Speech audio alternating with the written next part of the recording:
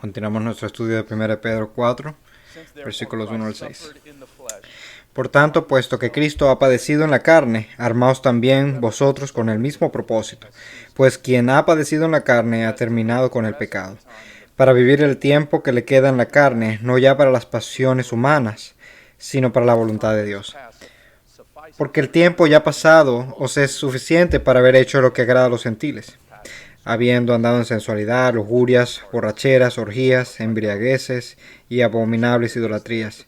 Y en todo esto se sorprenden de que no corráis con ellos en el mismo desenfreno de disolución, y os ultrajan. Pero ellos darán cuenta a aquel que está preparado para juzgar a los vivos y a los muertos. Porque con ese fin fue predicado el Evangelio aún a los muertos, para que aunque sean juzgados en la carne como hombres, vivan en el Espíritu conforme a la voluntad de Dios. Esa es la palabra de Dios. Amén. Pueden tomar asiento.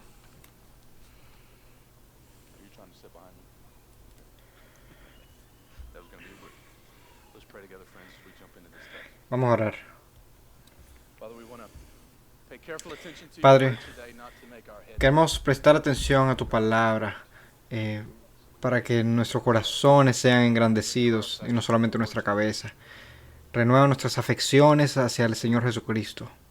Ayúdanos a ver cuánto ha hecho Él por nosotros al librarnos de la esclavitud de este mundo. Ayúdanos a vivir por gratitud a lo que Él ha hecho por nosotros, para honrarte al tratar de hacer tu voluntad. En el nombre de Jesús oramos y todos dicen amén. Si eres nuevo con nosotros, estamos pasando por 1 de Pedro, estamos estudiando 1 de Pedro y llegamos aquí al capítulo 4, a un texto bastante interesante. No sé si has viajado en tu vida, mucha gente no está viajando ahora mismo, obviamente, por la situación, pero si alguna vez has viajado afuera del país, sabes que estar en un país extraño puede ser algo que nunca vayas a olvidar. Recuerdo mi primer viaje fuera del país fue a Australia, que fue, wow, algo increíble, especialmente porque fue el viaje más largo que pude haber escogido, ¿no? Y estuve allá en el año 2000 durante las Olimpiadas y no fue para competir. Obviamente ustedes piensan que yo iba a competir en las Olimpiadas, pero no, fue para hacer ministerio. Y una de las cosas que me afectó y me impactó fue el acento de la gente, en las carreteras que la gente maneja en el lado contrario al cual nosotros estábamos quedándonos en una ciudad de tiendas, de tienditas y campamentos, ¿no? Y la gente nos dijo, no beban el agua de los inodoros. Y yo dije, wow, eso nunca ha sido una de mis tentaciones. No sé qué ustedes hacen aquí. Pero el baño entero lo llaman allá el inodoro, ¿no? Yo vi animales que nunca había visto. Estaba buscando los restaurantes, ¿no? Que uno ve aquí supuestamente en este país, que son restaurantes australianos, pero allá no los encontré. Si alguna vez has viajado a África, te vas a dar cuenta rápidamente que ellos no usan el tiempo de la misma manera como nosotros lo hacemos. Muchas veces cuando estaba allá enseñando, las personas me decían, ¿sabe, doctor? Debe poner su reloj, guardar su reloj, porque aquí estás en el tiempo africano.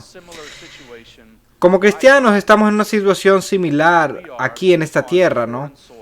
Nosotros estamos en una tierra extraña. Estamos jugando en un campo extraño. Nosotros somos ciudadanos del cielo. Sin importar cuánto amemos nuestro país, estamos en una tierra extraña. El autor de Hebreos dice que no tenemos una ciudad eterna aquí, buscamos la ciudad que viene, la ciudad que ha de venir. Y porque estamos en una tierra extraña, porque no estamos en nuestro hogar, nunca podemos estar totalmente cómodos aquí. De hecho, vamos a encontrar oposición. La gente nos va a abuchear, ¿no? Como si estuviéramos jugando en el campo del equipo contrario. Y si tú has jugado en un equipo de deportes, cuando vas a jugar en el campo del equipo contrario, la gente te abuchea, ¿no? Bueno, esto es similar a lo que estamos viendo aquí en 1 Pedro 4. Pedro le está recordando a los cristianos en esta carta lo mismo que nosotros necesitamos ser recordados, es que tenemos una identidad de exiliados. No estamos en casa, en otras palabras. Y la audiencia que está recibiendo este mensaje aquí, si recuerdas en la introducción, ellos tenían una identidad de doble exilio.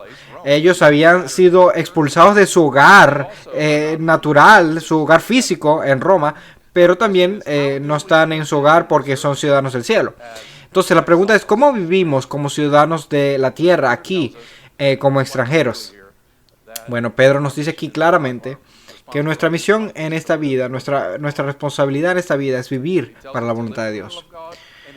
Nos dice, vive para la voluntad de Dios y nos da varias motivaciones basadas en el Evangelio y para vivir de acuerdo a la voluntad de Dios. Y quiero darles algunos puntos, solamente 2 puntos en esta mañana, de nada. Pensé que alguien me iba a aplaudir, pero bueno. 2 puntos. Primero, viviendo para la voluntad de Dios, nuestro llamado. Y segundo, viviendo para la voluntad de Dios, nuestras motivaciones.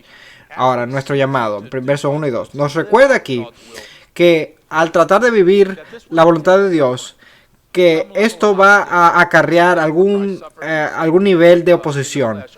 Por tanto, puesto que Cristo ha padecido en la carne, ármense también ustedes con el mismo propósito, pues quien ha padecido en la carne ha terminado con el pecado para vivir el tiempo que le queda en la carne, ya no para las pasiones humanas, sino para la voluntad de Dios. Aquí ves el reto aquí, ¿no? La realidad de el sufrimiento porque tratamos de vivir para la voluntad de Dios. Ahora, viendo estos 2 versículos, déjame darte 2 palabras que todas terminan en sion. Imitación, preparación, indicación y dedicación. Si lo quieres hacer en una canción, lo puedes hacer, ¿ves? Imitación.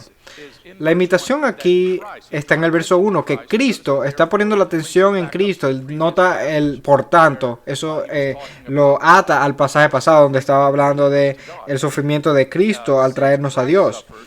Y dice, por tanto, pues Cristo ha padecido la carne, ármese también ustedes con el mismo propósito. En otras palabras, Cristo es nuestro ejemplo de la vida cristiana. Él sufrió y nosotros también debemos estar listos para sufrir. Él está apuntando y resaltando el ejemplo de Cristo en esta carta de manera hermosa en el capítulo 2, verso 21. Recuerda que dice, porque para este propósito habéis sido llamados, pues también Cristo sufrió por vosotros, dejándoos ejemplo para que sigáis sus pisadas. Esto es lo que es el discipulado, es imitación, es seguir a Cristo. Y ya que su vida envolvió sufrimiento, nosotros también tenemos que estar listos para sufrir. Y sabemos que la muerte no es el final. La muerte y el sufrimiento es simplemente el preludio a la gloria. Entonces, nos armamos con este propósito. Cristo sufrió para hacer el bien. Nosotros también lo vamos a hacer. Cristo sufrió para hacer la voluntad de Dios. Dijo, yo siempre hago la voluntad de Dios. Y por eso sufrió. ¿Por qué? ¿Por qué va a pasar eso con nosotros? Porque no estamos en casa. Estamos jugando en el campo del equipo contrario. Estamos en la tierra extranjera. Entonces vamos a tener oposición. Esa es la imitación. Ok, nota aquí la idea de preparación. Dice, ármense también ustedes con el mismo propósito. Me encanta este lenguaje que usa Pedro aquí porque es importante, ¿no? Que no estamos en la tierra extranjera como si fuéramos turistas. No. Estamos en territorio enemigo. Somos soldados y tenemos que armarnos. Esto es un lenguaje militar aquí. Es un lenguaje que se usa a través del Nuevo Testamento, ¿no? Y tenemos que tener una mentalidad de guerreros, de soldados. Hay disciplina en la vida cristiana. Porque al sufrir por hacer la voluntad de Dios, no podemos ser débiles. Debemos estar preparados para la batalla. Debemos estar preparados para seguir a Cristo aún en medio del sufrimiento. Somos extranjeros. No somos turistas simplemente. Hay una batalla aquí. Él habló de esto antes en el capítulo 2, también en el verso 11. Amados, os ruego como extranjeros y peregrinos que os abstengáis de las pasiones carnales que combaten contra el alma. Hay una batalla. Por tanto, debemos armarnos. Debemos estar listos para la batalla. No podemos vivir como si no estuviéramos en la batalla. Debemos estar al tanto que hay un sentido aquí de preparación. A Pedro le encanta esta idea de preparación, ¿no? Eso lo dijo en el capítulo 1 también, en el verso 13, donde dice que ceñid vuestro entendimiento para la acción. Y en el verso 15 del capítulo 3 también, donde dice que está siendo preparados para presentar defensa. Es decir, siempre tenemos que tener un nivel de preparación para el conflicto, ¿no? Ahora, ¿qué significa esto prácticamente? Porque esto es una acción, ¿no? Armarse para batallar. ¿Qué significa esto? Bueno, esto también debe incluir, obviamente, leer la Biblia, orar. Tú puedes leer la Biblia en cualquier momento del día, eso es bueno, pero creo que leer la Biblia en la mañana es importante porque creo que es mejor vivir la Biblia que dormirse en la Biblia, ¿no? No es tan importante dormirse, sino vivir. Entonces, una de las cosas que tu tiempo de estudiar la Biblia, leer la Biblia, cualquiera que sea el método que uses, ármate para el día, prepárate para esta batalla. Cada día necesitas una mentalidad, necesitas estar listo para decir, estoy más dispuesto a sufrir que a pecar. Eso es lo que los cristianos dicen, esto es lo que Pedro está diciendo aquí. Tú vas a decir en tu corazón, yo prefiero sufrir que pecar contra mi Dios. Ahora, eso es armarte, ¿entiendes? Prepararte para la tentación que está alrededor tuyo y que está en tu teléfono, que está en la computadora donde estás trabajando, que está en la sociedad, la tentación a pecar. Entonces, armarte, simplemente y básicamente estás diciendo, yo no voy a pecar más. Esos días ya terminaron. Y es tan importante porque a veces tienes dos segundos para hacer tomar una decisión. Si vas a pecar o vas a hacer la voluntad de Dios. Entonces, alguien se te mete en el tráfico, alguien te molesta en el hogar, puedes responder con gentileza o puedes responder en pecado. Estar preparado en tu corazón es lo que hace la diferencia en esos 5 segundos. Algunos de ustedes trabajan en culturas competitivas y esas culturas tienen tentaciones también, ¿no? Te van a tentar a comprometer tu integridad.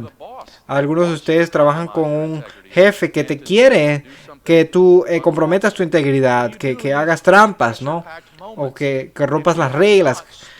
¿Qué haces si tú no estás preparado para ese momento? Si tú no has orado, si tú no has puesto la palabra de Dios en tu corazón, muy probablemente vas a caer. Si tú estás en una relación, novio, novia, es difícil caer en pecado si no estás preparado mentalmente, espiritualmente. Debemos tener la fortaleza para decir, he terminado con el pecado. Debemos poder decir, prefiero sufrir que pecar contra mi Dios. Preparación, mentalidad. El cristiano necesita esta palabra también. Entonces, tenemos imitación. Seguimos a Cristo. Cristo hizo la voluntad de Dios. Cristo sufrió. Lo estamos siguiendo. Hay preparación. Para poder decir, he terminado con el pecado, debemos armarnos. Tercero, la tercera palabra aquí es indicación. Dice, pues quien ha padecido en la carne ha terminado con el pecado. Pedro está diciendo aquí que cuando tú sufres para ser piadoso, eso es una indicación que has terminado con el pecado, que has negado tus pasiones carnales. Es un indicador poderoso que tú eres una nueva criatura. Es una indicación, es algo que prueba tu fe. Que eso viene cuando tú deseas sufrir más que pecar. Es una indicación que Dios te ha hecho una nueva criatura. Y eso también fortalece tu fe. Porque te da esa seguridad, ¿verdad? Ese coraje. Eso te refuerza tu identidad. Cuando dice aquí, eso da identidad que has terminado con el pecado. Obviamente eso no significa que no pecamos. Los cristianos también pecan. Eso no significa que no vamos a pecar. Lo que significa es que porque Cristo ahora vive en nosotros, tenemos una nueva relación con el pecado. hemos sido liberados del pecado y del control dominante del pecado. Gloria a Dios. Vivimos para la voluntad de Dios porque hemos sido librados del pecado. Pedro nos dijo también que Él se llevó nuestros pecados. ¿Por qué? Para que podamos morir al pecado y vivir para la justicia. Cristo nos ha dado un poder liberador, de manera que hemos terminado con el pecado. Eso está en el tiempo perfecto, o sea que es algo que ha pasado en el pasado.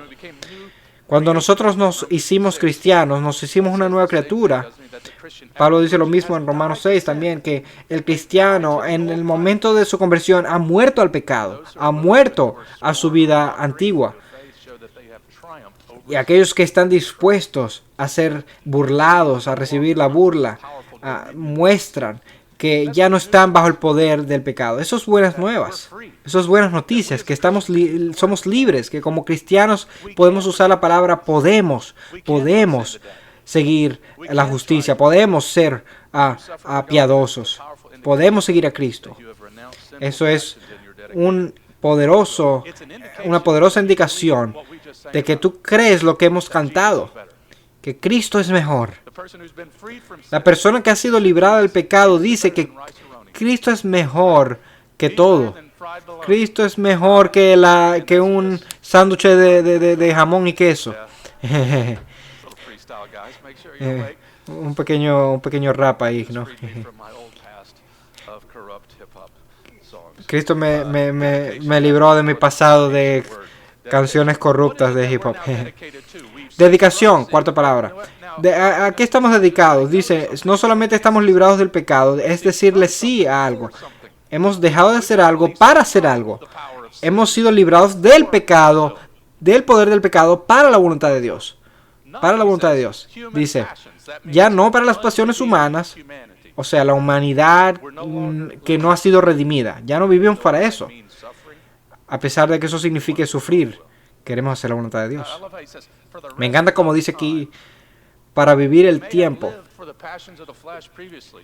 Puede ser que viviste para las pasiones de la carne, pero ahora, dice, el tiempo que queda vivimos para la voluntad de Dios. Romanos 12 también dice, eso suena muy similar, ¿no? Dice, no os adaptéis a este mundo, sino transformaos mediante la renovación de vuestra mente para que verifiquéis cuál es la voluntad de Dios. Cuando nos armamos, cuando tratamos de hacer la voluntad de Dios, esto es lo que hacemos, ¿no? Ahora, ¿qué involucra esto? No involucra las pasiones de la carne.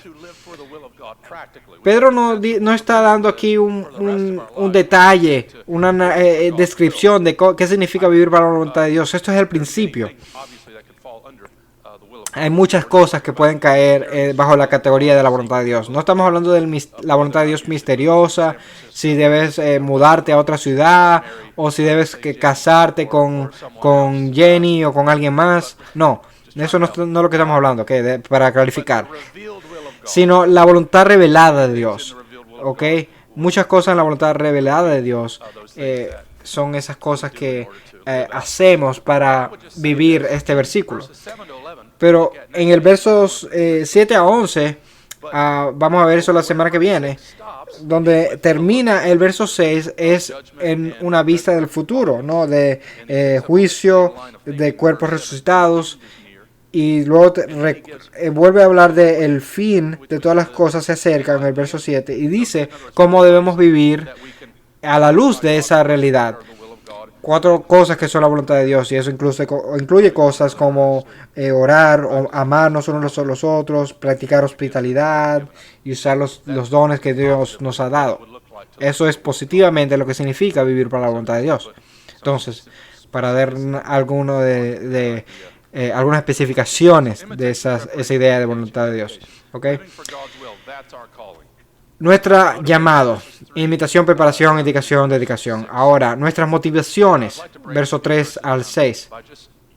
Y quiero dividirlo, lo podemos ver de esta manera, pasado, presente y futuro. Motivaciones del pasado, presente y futuro.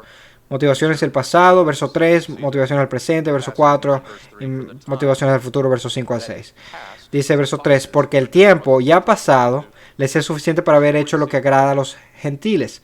Verso 4, vemos el presente, y en todo esto se sorprenden, el presente. Y verso 5 a 6, vemos la palabra, ellos darán cuenta en el futuro. Entonces, cuando tú eres tentado para vivir para las pasiones de la carne, en vez de vivir para la voluntad de Dios, no tengo que convencer a un cristiano que debe vivir para la voluntad de Dios. Lo que necesitamos es motivaciones, ¿verdad? Entonces, ¿qué es lo que nos motiva para estos momentos? Entonces, piensa en el pasado. El tiempo ya pasado les es suficiente para ellos, para haber hecho lo que agrada a los gentiles, o sea, los paganos, los que viven impiadosamente, habiendo andado en sensualidades, lujurias y todas estas cosas que caracterizan esta vida. Algunos padres dicen a sus hijos, ya basta. Esto es lo que dice Pedro aquí, ¿no? Cuando se trata de vivir como el mundo, debes decir en tu corazón, ya basta. Porque aquí está el punto, ¿no? Cuanto sea que hayas pecado en el pasado, ya eso basta. Ya eso basta. No necesitas más tiempo para rebelarte. ¿Ok? Él describe aquí lo que significa esa vida, ¿no? Y es tremenda lista, ¿no? Sensualidad, lujurias, borracheras, orgías, embriaguez, abominables idolatrías. No puedes hacer esas cosas, ¿ok? Si no lo sabías. Ahora, todas estas cosas están arraigadas en la cultura del mundo romano. Mucho de la idolatría incluía cosas como sensualidad, lujurias, borracheras, orgías, embriagueces. Todo eso está involucrado en la cultura. Si tú estuviste aquí en nuestro estudio de las 7 iglesias de Apocalipsis, vimos como todas las iglesias tenían sus idolatrías y sus actos inmorales que parecían normales en la cultura. Cuando los cristianos llegaron y dijeron, no, nosotros no vamos a participar en eso, pues recibieron oposición. Y aquí recibimos una pista de por qué los cristianos en Turquía estaban recibiendo oposición, y es porque no estaban participando de los pecados que la cultura había normalizado. Y creo que eso es una buena palabra para nosotros, pensar que cuando nuestra cultura se hace más y más secular y el pecado se hace más y más normal, cuando tú no lo afirmas, cuando tú no te involucras en esa cultura y hablas en contra de ella, vas a recibir algún nivel de oposición. Por eso Pedro dice, está listo para esta oposición, prepárate. Verso 4, se sorprenden de que ustedes no corren con ellos. Pero tu tiempo para vivir de esta manera ya se acabó. No pienses que necesitas más tiempo para sembrar esa vida. No pienses que dice, no pienses que puedes decir, sabes, yo nunca me emborraché, así que ahora debo emborracharme. No. Yo nunca dormí con alguien antes de casarme. No. ¿Sabes qué? Si ya el tiempo pasó, ya terminaste con el pecado. Y eso es lo que significa armarte con este propósito. Tenemos una nueva relación con el pecado. Somos extranjeros aquí. Cristo nos ha hecho una nueva criatura y nos llama a vivir diferentemente. Esa es la motivación pasada. Ese tiempo ya pasó. ¿Ok? Ahora, motivación presente. Dice, alguna gente ahora va a estar tan sorprendida que va a hacer que algunos los ultrajen. Se van a burlar, los van a insultar, van a pensar que son raros. Y eso es porque son extranjeros. Tienes una cosmovisión diferente, tienes un hogar diferente. Eso es una palabra importante para nosotros. Una buena palabra importante para ustedes, estudiantes, donde sea que estén. ¿Sabes? Tus compañeros de clase puede ser que piensen que tú eres raro porque quieres vivir una vida piadosa. ¿Sabes qué? Está bien. Está cool. Ahora, yo no soy un modelo de sufrimiento porque mi vida está normal, pero sí he vivido como cristiano y muchos de mis compañeros vivieron esta vida del verso 3, ¿no?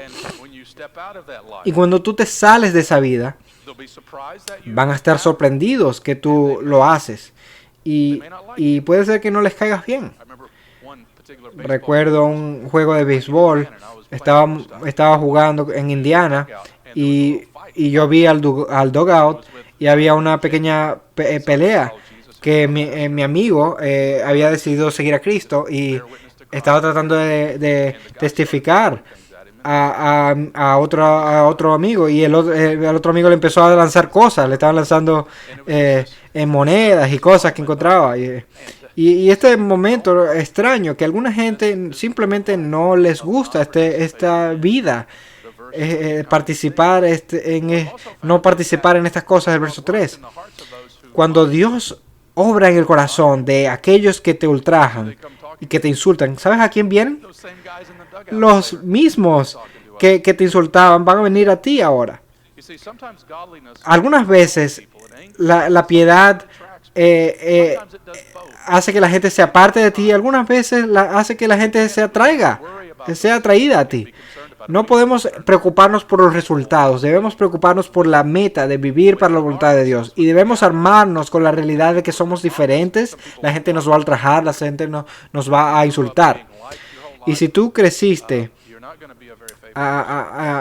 si tú creciste con esta mentalidad de que tienes que hacer que la gente te caiga bien, que tú le caigas bien a la gente, bueno, vas a tener problemas siendo un cristiano en este mundo. Si tú creciste en una religión diferente, como por ejemplo el Islam, y ahora eres un cristiano, ¿cómo responde la familia a eso? ¿Ves? Este tipo de pensamiento que Pedro quiere que los cristianos entiendan en Asia Menor, ellos van a sorprenderse cuando algunos te van a insultar, algunos ni siquiera te van a considerar parte de la familia más. Pero ¿qué vas a decir en tu corazón? Lo que vas a decir en tu corazón es: prefiero sufrir que pecar. Prefiero sufrir que renunciar a Cristo y enfrentar esta presión. No voy a negar a Cristo. Entonces, esa es la motivación presente. En el pasado decimos cada día, al prepararnos para el día, ya terminé, ya basta con el pecado. Eso es el pasado. En el presente, no me puedo sorprender cuando la gente me insulta por ser cristiano. El futuro, aquí está lo más glorioso, el aspecto más glorioso de todo esto, ¿no? Pedro nos recuerda que el sufrimiento, a pesar de que vamos a sufrir, eso ya nos lo enseñó en el capítulo 1, que es por un corto periodo de tiempo. Y el sufrimiento y la muerte no van a tener la última palabra para el cristiano. Le dice a los no creyentes, ellos deben entender que el juicio viene. Eso es verso 5. Verso 6. Los cristianos deben entender que van a vivir delante de la presencia de Dios para siempre. Entonces, no creyentes, dice, ellos, o sea, aquellos que te insultan, ellos darán cuenta a aquel que está preparado para juzgar a los vivos y a los muertos. Esto es una advertencia. Y las advertencias de Dios están supuestas a traerte a Él. Es una advertencia sobria que Cristo, el Rey de Reyes, está listo, preparado. Recuerda que Pedro dice, está preparado para presentar defensa. Ahora dice, Cristo está preparado para juzgar. Va a juzgar a los vivos y a los muertos. Eso es algo comprensivo. O sea, toda la gente que ha vivido en la historia. Entonces, cuando se trata del sufrimiento, cuando te encuentras la persecución, recuerda, los que te persiguen no van a tener la última palabra. Jesucristo es el juez de los vivos y los muertos. Pero para el cristiano, para el creyente, verso 6, ellos tienen las buenas nuevas, que ellos van a tener la vida delante de la presencia de Dios. Verso 6, nota. Porque con este fin fue predicado el Evangelio aún a los muertos, para que aunque sean juzgados en la carne como hombres, vivan en el Espíritu conforme a la voluntad de Dios. Ok, déjame resumir esto. Un poco complicado. Creo que algunas versiones hacen un buen trabajo al decir ahora, y hacen eso por claridad, porque con este fin fue predicado en el Evangelio aún a los que ahora están muertos. Por la razón por la cual esto es importante es porque Pedro está hablando que no está hablando de que el Evangelio va a ser predicado a los que mueran en el futuro. Discutimos eso, algo de esto en la semana pasada, ¿no? Eso es inconsistente con el Nuevo Testamento. Está hablando de que aquellos que habían escuchado el Evangelio y que han muerto, ¿qué tienen ellos? Ellos viven el Espíritu de la manera como Dios vive en el Espíritu. Ellos viven en un campo diferente, ¿no? O sea, la muerte no es lo último, la última palabra para el cristiano. ¿Y por qué es esto importante en este contexto? Porque la gente dice, van al trabajo, por ejemplo, y no se envuelven con esta inmoralidad de sus compañeros de trabajo, y sus compañeros de trabajo no los tratan bien, los insultan, y ellos ven a su compañero cristiano de trabajo morir, y entonces ellos dicen, bueno, ¿cuál es el punto de vivir para la vida, de hacer la voluntad de Dios, si igual vas a morir? Y Pedro dice, ¿sabes qué? La muerte no es el final. ¿Importa si vives para la voluntad de Dios en vez de para las pasiones humanas? Sí. ¿Por qué? Porque estar ausente del cuerpo es estar presente con el Señor. Y un día vamos a tener un cuerpo resucitado. Entonces, el entendimiento de los oponentes del cristiano es que está equivocado, ¿no? Es ese entendimiento. Amigo, la muerte no es la última palabra. No es en vano que el Evangelio fue predicado a ti antes de morir. ¿Sabes por qué? Porque la muerte no es el fin. Cristo y Dios va a vindicar a los creyentes. Y esto es una palabra gloriosa de esperanza. Somos extranjeros. Estamos buscando la ciudad celestial. Es una palabra de consuelo, especialmente para ti que has perdido a un ser querido. Pedro nos está asegurando que la muerte no es la última palabra. Vamos a estar con Cristo para siempre. Vamos a vivir en este nuevo campo. Para ser fieles en esta sociedad pagana debemos entender el futuro. Decimos en el pasado, ya basta. En el presente, estoy listo para lo que viene. Y en el futuro, voy a estar con Cristo. Tengo un nuevo cuerpo. Tengo pelo. Y todo va a ser hermoso. La gloria nos espera. Entonces la gente se va a burlar de ti. ¿Ok? Está bien. Alguna gente nos va a odiar. Esperamos eso. Porque este mundo no es nuestro hogar. Y estos versículos, voy a terminar aquí, nos recuerdan de la urgencia de creer el Evangelio. Si tú no eres un cristiano, estás aquí o estás escuchando esto hoy, verso 5 dice que el juicio viene para todos. Pero hay una manera para cómo puedes escapar este juicio y tener vida eterna con Jesucristo a través de la fe en Él. Cree ahora mismo en tu corazón que Cristo es tu Señor y Salvador y sé salvo. Este versículo nos recuerda la urgencia del evangelismo, cristianos. No creemos en segundas oportunidades después de la muerte. Hoy es el día de salvación. Debemos llevar el evangelio a todos y en todos lados. Entonces, en resumen, vive para la voluntad de Dios. Recuerda que le dijiste adiós a tu vida antigua. Recuerda que eres un extranjero aquí. Recuerda que aunque sufres aquí, la gloria te espera.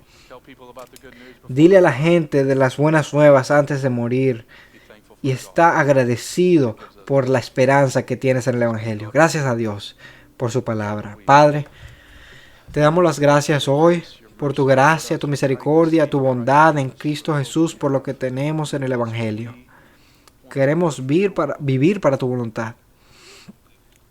Y si eso nos da la decisión entre sufrir para Cristo y pecar contra ti, danos la voluntad de vivir para ti. Haznos más como Cristo, aquel que dijo, yo siempre hago la voluntad de mi Padre.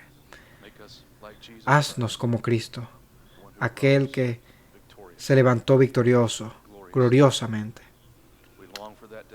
Anhelamos ese día cuando ya no hay más tentación y más pecado. Y disfrutamos de esa ciudad celestial. Llena nuestros ojos de fe. Oramos en el nombre de Cristo Jesús. Todos dicen amén.